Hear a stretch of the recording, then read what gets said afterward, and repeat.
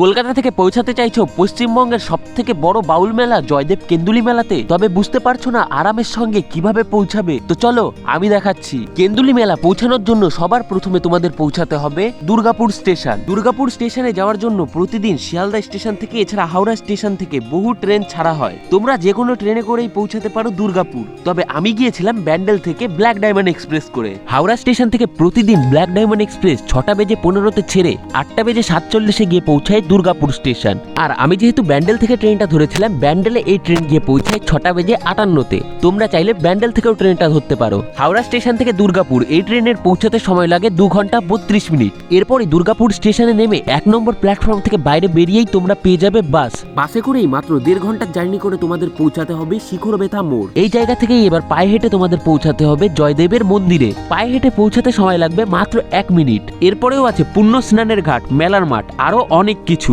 সবকিছু একটা শর্ট ভিডিওর মাধ্যমে দেখানো কখনোই সম্ভব নয়। ফুল ভিডিও দেখতে হলে ইউটিউবে সার্চ করো শুভম মৈত্র, আর চ্যানেলের এই ভিডিওটা ভিজিট করতে পারো।